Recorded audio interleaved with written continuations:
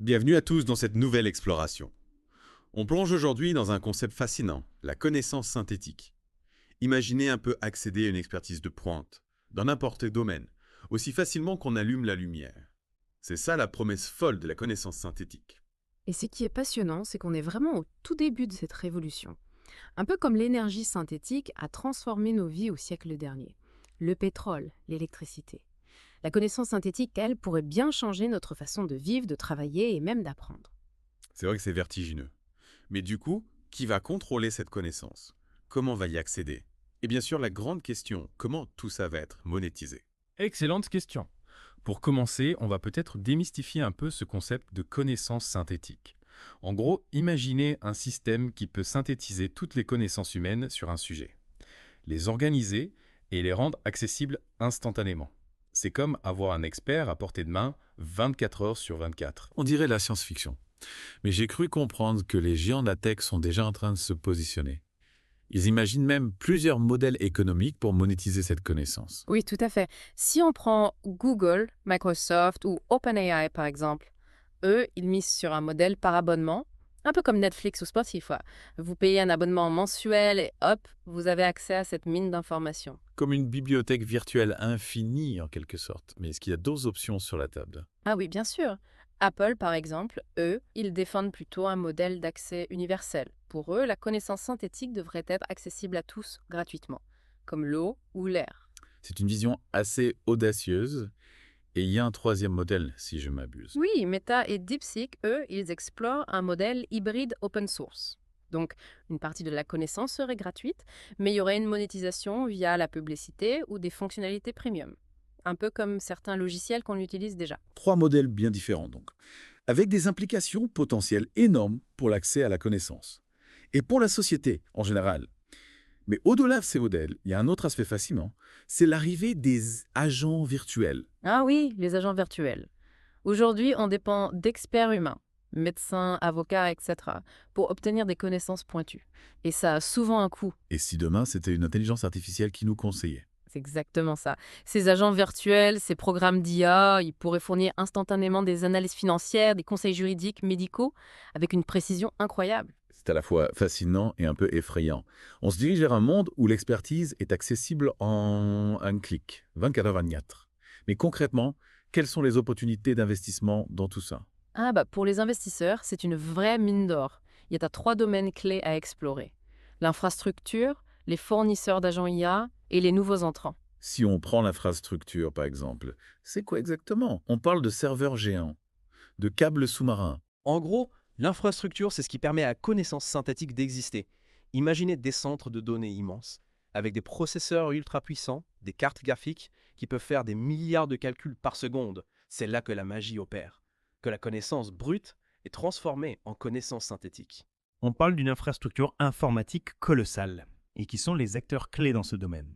Des entreprises comme Nvidia, AMD, Intel, eux, ils conçoivent et fabriquent les fameux GPU, les processeurs graphiques. Ils sont essentiels pour l'IA, donc pour la connaissance synthétique. Investir dans ces entreprises, c'est un peu comme miser sur les fournisseurs de pelles et de pioches pendant la rouillée vers l'or. J'aime bien l'analogie. Et du coup, pour les fournisseurs d'agents IA, Là, il faut identifier les entreprises qui vont dominer le marché de ces agents. Google, Microsoft, OpenAI sont bien placés. Apple et Meta aussi. Il faut analyser leur stratégie, leur vision à long terme pour identifier les futurs leaders. Donc, on parie sur les géants de la tech qui vont créer et vendre ces agents. Mais il ne faut pas oublier les nouveaux entrants. Exactement. Des startups vont forcément émerger avec des solutions innovantes pour monétiser la connaissance synthétique. Encore plus efficacement. Faut garder un œil sur ces acteurs. Ils pourraient bien bouleverser le marché. On a donc une vision globale des opportunités. Mais avant de plonger dans ces trois domaines, je pense qu'il faut rappeler l'ampleur de la révolution. Vous avez raison.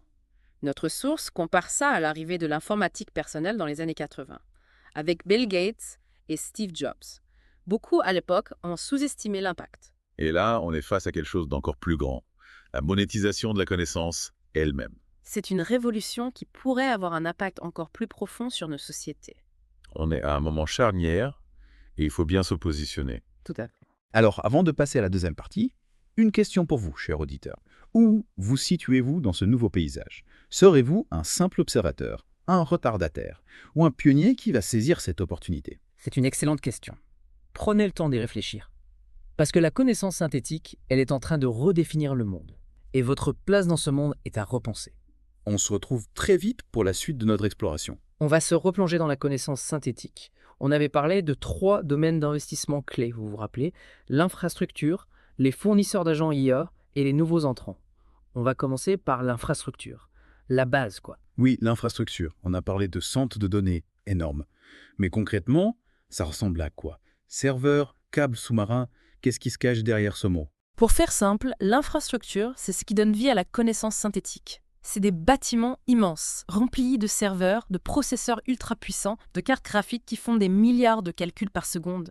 C'est là que les données brutes sont traitées, analysées, transformées en connaissances synthétiques. Accessibles, compréhensibles. Et si on veut investir là-dedans? Dans cette infrastructure, on regarde quelles entreprises. On avait parlé de NVIDIA, AMD. Exactement. NVIDIA, AMD, Intel, toutes ces entreprises qui fabriquent les fameux GPU, les processeurs graphiques. C'est le cœur de l'IA. Et donc de la connaissance synthétique. Investir là-dedans, c'est comme miser sur les pelles et les pioches pendant la ruée vers l'or. Ah oui, c'est clair. Et pour les fournisseurs d'agents IA, du coup? Là, c'est eux qui vont concevoir, développer, commercialiser ces agents virtuels, ces assistants intelligents qui vont nous donner accès à la connaissance synthétique. Google, Microsoft, OpenAI, on les a déjà cités. Mais comment choisir les bons chevaux dans la course? Comment savoir qui va dominer le marché? Il faut analyser leur expertise en IA, bien sûr, mais aussi leur vision, leur capacité à comprendre les besoins des utilisateurs, à développer des agents vraiment performants, vraiment utiles. C'est un peu comme essayer de deviner les futurs géants du web dans les années 90. Il fallait avoir du flair. Et pour les nouveaux entrants, comment on repère les pépites, les futurs disrupteurs? Là, c'est plus délicat. Il faut surveiller les startups, celles qui ont des solutions innovantes, des modèles économiques originaux, des approches différentes de la connaissance synthétique. Le pari risqué, mais potentiellement le plus rentable. Trouver la paire rare. L'entreprise qui va tout changer. C'est excitant. Mais au-delà du côté financier, il y a un côté, disons, philosophique. Ah oui, complètement. La connaissance synthétique, ça pose des questions sur l'accès à l'information, la propriété intellectuelle, la protection des données. Qui va contrôler tout ça? Est-ce que ce sera pour tout le monde ou réservé à une élite? On touche à des questions fondamentales. Le pouvoir de la connaissance. L'avenir de nos sociétés. Et c'est juste le début. On arrive à la fin de cette deuxième partie. On a vu l'infrastructure, les fournisseurs d'agents IA, les nouveaux entrants. Mais le plus important, c'est comment tout ça va impacter nos vies.